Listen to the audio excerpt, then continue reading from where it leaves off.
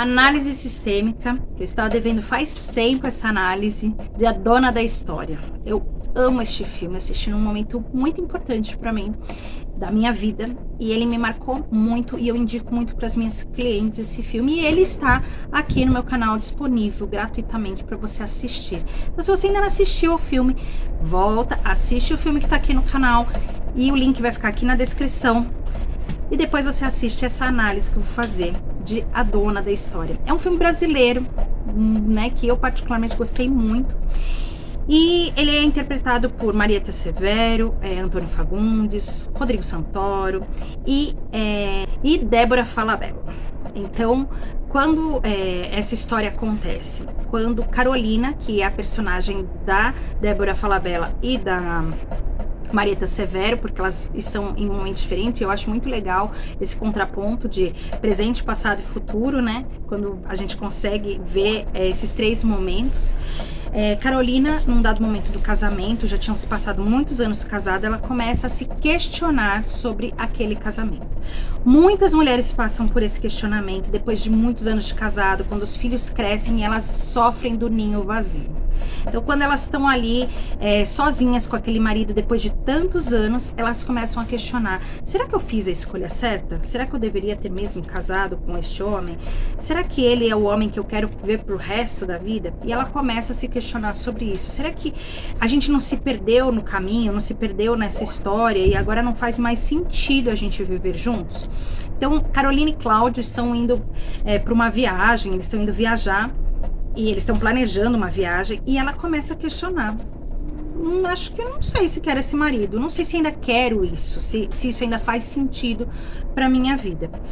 Só que o filme é muito interessante porque ele faz um bumerangue, né? Então ele vai fazendo, ela vai começando a imaginar como teria sido se lá atrás a Carolina antes, lá no passado, tivesse feito escolhas diferentes. Eu já atendi mulheres que falam: eu devia ter feito e escolhido diferente. Eu indico esse filme para que elas entendam que por mais que elas tivessem feito diferente, elas não fariam, porque elas não tinham o conhecimento que elas têm hoje para fazer diferente, elas só puderam fazer as escolhas que fizeram por conta daquilo que elas viviam naquele momento. Não havia como fazer outra escolha, porque não tinha percepção de futuro, elas só conheciam o presente. Mas elas pensam assim: se eu tivesse escolhido diferente, se arrependem das escolhas que fez, não só no casamento, mas profissional, enfim, como se elas estivessem presas naquela escolha, aquela escolha tivesse definido tudo na vida delas e elas não pudessem mais reescrever daqui para frente. E Carolina tá nesse dilema e ela começa a voltar. Mas o que eu acho interessante nesse filme é quando a gente começa a entender a relação dela com a mãe. Então, a mãe de Carolina era uma mãe jovem, jovem que eu falo não fisicamente ou cronologicamente na idade dela, mas uma mãe jovem no seu comportamento. Era uma mãe que namorava muitos homens, que não se preocupava tanto com ela, que competia com essa menina, né? E muitas mulheres, quando a filha chega na fase da adolescência, começa a competir com ela, se ela é mais jovem, se ela ainda tá dando um caldo ali, né? Ou se a filha tá ficando muito bela. É a velha história de espelho, espelho meu. Será que ela é mais bela do que eu? Então a mãe começa a competir com a filha, então ela começa a namorar, se sentir linda e tal. Em alguns momentos do filme a gente percebe que essa mãe diminui ela. Então quando ela aparece, ela: ô mãe, e não sei o que lá, e ela começa a cobrar o que quando essa menina fala: ô mãe, e eu e tal, ela quer ser: mãe, seja minha mãe nesse momento. Nesse momento eu não quero uma mulher mais velha competindo se você é tão jovem quanto eu, mas eu quero uma mãe que, independente do tempo que vocês tenham de diferença, seja mãe. E isso acontece muito nas relações, principalmente quando a mãe tem filhos jovens.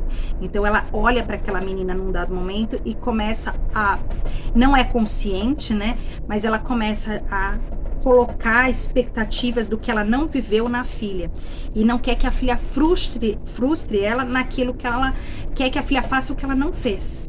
Então eu não pude, dar exemplo, eu não pude estudar balé, mas minha filha vai estudar, porque era um sonho meu e eu queria que minha filha estudasse. Ou eu tive filho nova, minha filha não pode ter. Se ela tiver, então tem sempre essa cobrança em cima da filha de criar, da expectativa que essa mãe muito jovem quer que a filha corresponda. E também a questão de que neste filme a Carolina queria que a mãe olhasse para ela na idade que ela tem, né? E a mãe olhava ela uma menina e tudo mais.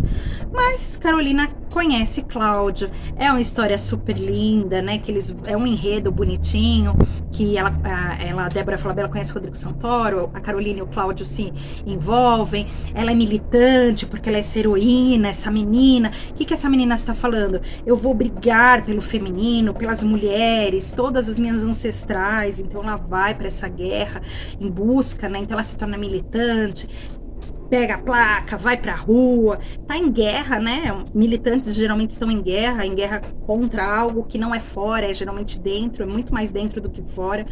E aí ela tá lá e ela conhece o Cláudio nesse tumulto, e eles estão no Rio de Janeiro, então eles vão pra praia, tudo. O garoto que ela tinha ali atração, e ele por ela e tal, jovens. Só que o tempo passa, eles têm ali 3 filhos, e os filhos crescem, seguem a vida deles. Durante todo o filme a gente vê só a trama do casal. E ela tinha uma melhor amiga, e ela começa a perceber que ela podia ter feito escolhas diferentes. E o interessante é que ela começa a fazer escolhas. E se eu tivesse escolhido isso? E quantas de nós às vezes já queria voltar lá e falar, e se eu tivesse escolhido isso? E se eu tivesse escolhido aquilo? Então ela escolhe ali algumas opções. E se eu não tivesse casado com o Cláudio, eu tivesse casado com o marido da minha amiga? Porque no fundo ele gostava de mim e a gente podia ter casado. O que teria acontecido? E o que ela começa a perceber no desenrolar dessa história é que qualquer opção que ela tivesse escolhido, ela teria se frustrado. Qualquer opção não teria tido o resultado que ela tem hoje, que é os filhos, que é a vida que ela construiu com o Cláudio. Que se ela dissesse não para o Cláudio, se ela não tivesse casado com ele, se ela não tivesse seguido o instinto e o coração dela, a paixão dela, ela teria sido infeliz. Porque no momento que ela escolheu o Cláudio, ela disse sim para tudo que vinha, para toda a história que eles iriam construir, para todas as dificuldades que eles iriam passar. Ela disse sim para ele, apaixonada. Ela disse sim porque aquela mulher queria viver o que a mãe não pôde viver, que era uma paixão, que era construir uma família sólida. Então ela consegue casar-se, ter filhos, ela consegue construir, ela mora naquele apartamento que eles compraram lá, 1800 bolinha, né, quando eles se conheceram, que ele dá a chave para ela, e ela fala, e se eu tivesse dito não aqui? Então é um filme muito interessante, porque ela vai olhando para trás, ela olha para a história dela, e ela consegue voltar e falar, e se eu tivesse seguido esse caminho, se eu tivesse dito não? Então ela se torna rica, uma hora ela poderia estar rica, milionária, mas estaria infeliz porque estaria casada com um homem que ela não amava, não teria tido filhos, não teria construído a família dela. Em outro momento ela disse não pro Cláudio, e aí ela se torna ela cuida de, na época, né, tinha aquelas lugares que vendiam fita cassete pra gente assistir, enfim, em casa, e ela se torna administradora disso, mas ela está sozinha, sem filhos, não casou. Aí entra o Cláudio lá, e ele nem reconhece ela, não lembra dela, e ela se sente mal com aquilo.